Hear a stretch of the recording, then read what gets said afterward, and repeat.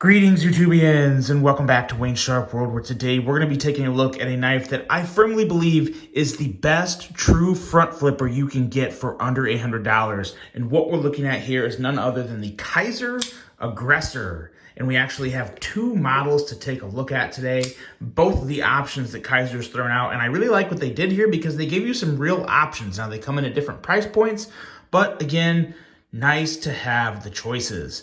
Now, before I go any further into this review, I'd like to thank you guys for tuning in. If you like what you see, please do me a huge favor, hit that subscribe button, follow along, and I will continue to bring you the content. Now, let's take a look at some overall specs on these knives right here. We have an overall length coming in at 7.4 inches, a blade length coming in at 3 inches with a blade thickness at 120 thousandths. Now, when it comes to blade steel, you have two options. You have this option right here, which is 3V with a black wash and kind of the maroon rich light, or you have this option here with some very nice burlap micarta or 154 cm stone washed.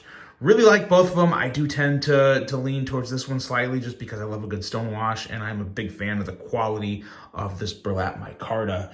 We have drop point style blades, flat grinds, a handle length coming in at 4.41 inches, and a handle thickness at 590 thousandths.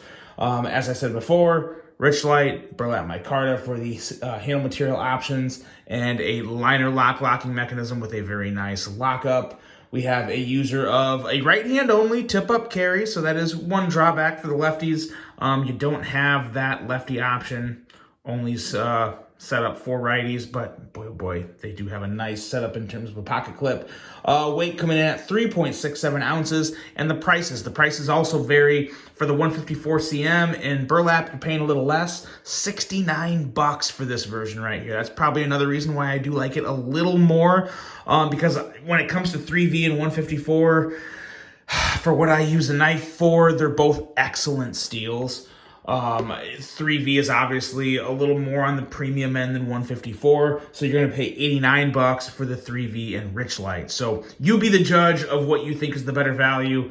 You can really make a strong argument that either one of these are a pretty darn good value. Let's take a look at some size comparisons, and for that we will remove one of these to get a better kind of lineup with the other two knives from the top and bottom. And the first knife I'm going to bring up here is the only other knife that gives this knife a run for its money in terms of the best true front flipper under $100, and that is this guy right here. This is the Civivi McKenna from Civivi. Designed by the one and only Elijah Isham. Rest in peace, Elijah Isham. And this is the only one. This is the only knife under $100 that's a true front flipper. And what I mean by that is there's no other deployment options. It's a front flipper. No ifs, ands, or buts. That's the only way you can open this knife is by this front tab here. And when it comes to true front flippers, I do prefer this one for a few reasons, and we will go over that as we go through this review. But again, let's take a look and see just how it lines up with the McKenna. A big reason why I like it more is the size. It is a little bigger than the McKenna, and as most of you guys know, I do prefer a bigger knife. This is not a big knife, but it's bigger than the McKenna. So I do like that a whole lot about it. And then we also have, let's bring in some other front flippers. These ones have multiple deployment options, but just for some size comparisons, we have the Kizer Hiccup here. I almost forgot the name. So many Kizers, so many names. It's hard to remember them all. And then we also have here the Artisan Cutlery Sirius, which is another fantastic front flipper under $100 that definitely doesn't get enough credit, in my opinion, especially being a good old classic Ray Laconico design. And we got two more here to take a look at, and these two are from this year, and these ones are ridiculously good. This is the Civivi, gosh, what is the Civivi. It's a Civivi, and the name is actually escaping me because I just handle too many knives nowadays, and it's hard to remember all of them. This one here is the CJRB, wow, yeah, Echo. This is the CJRB Echo.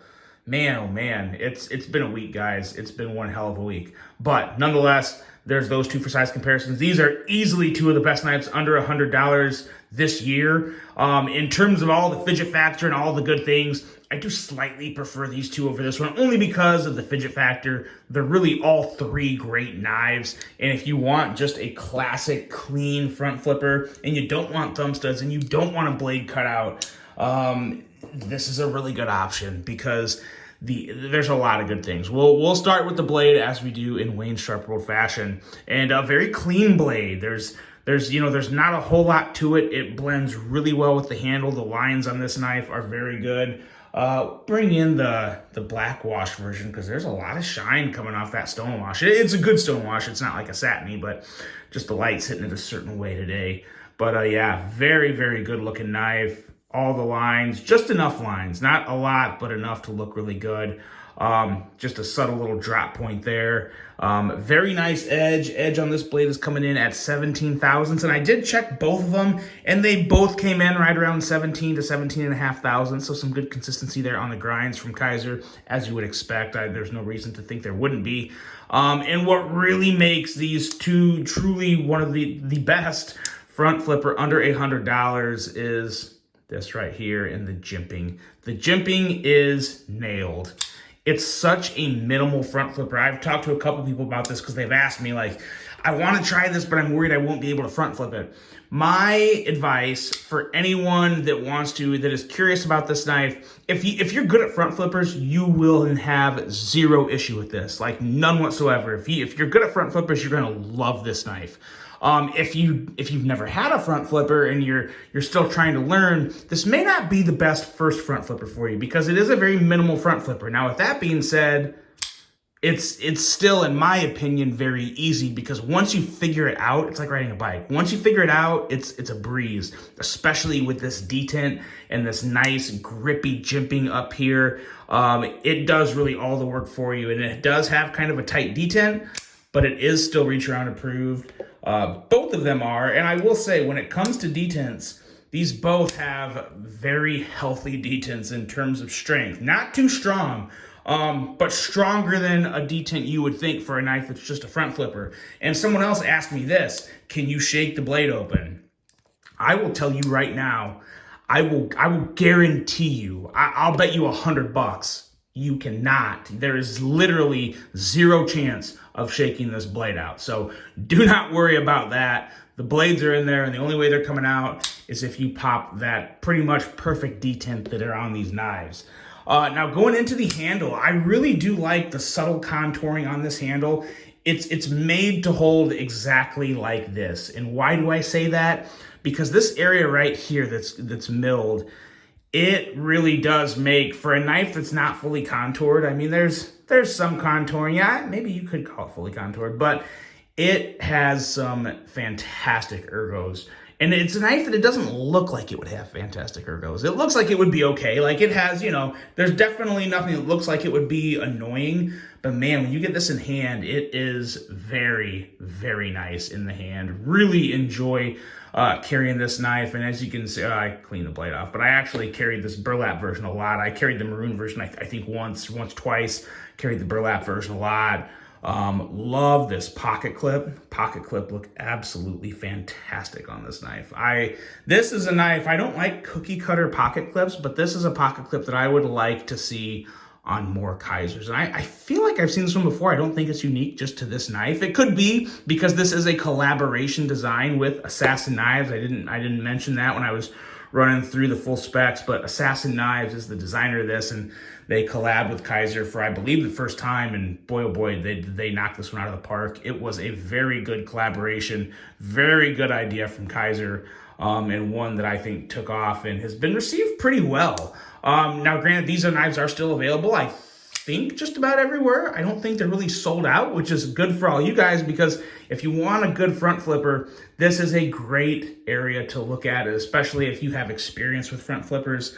The action on these things are very, very smooth. Now, one of the things Kizer's been doing lately, which I'm personally a big fan of, they're not using any glue in the pivots of their knives. They're just leaving them unglued, and you can take them apart and put in your blue Loctite and do that as you want. And I like that. But coming out of the box, I did have to tighten the pivots on these. The pivots were a little loose. No big deal whatsoever, in my opinion, because I'm going to mess with that anyway. But man, oh man, so smooth. And just watch this closing action. Once you break that detent, or actually, once you move the liner lock out, I'm struggling with words today, give me a break. But when you break the detent, the blade flies out. And when you go to close it, when you disengage that lock, very smooth. I've actually gotten this one a little smoother than the black coated version, but even the black coated version, and I could have very well just tightened the pivot on this one a little more, but even at that, it's still a very, in my opinion, a completely acceptably very smooth close for the action, which is very nice. And man, oh man, is that reach around. Woo, these blades fly out on the reach around.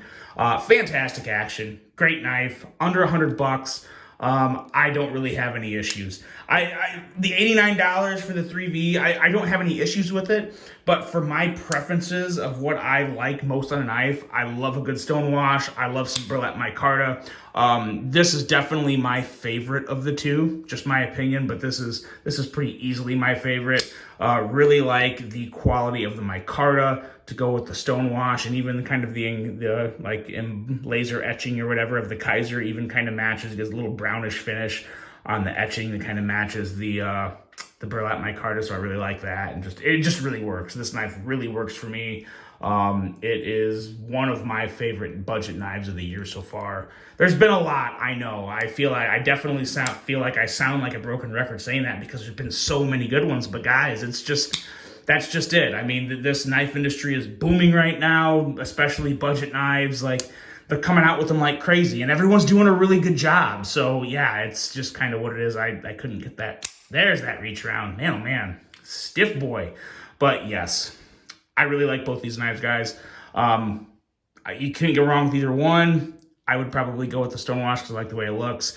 I'm starting to ramble, so I'm going to end this review, but definitely one I would highly recommend, the Kizer Aggressor. Let me know what you guys think of this. Let me know what you think of Kizer so far, and let me know who you think so far has had the best year when it comes to budget knives. And then by budget knives, I mean under $100. Who's in the lead? Is it Kizer, Civivi, CGRB, Vosteed?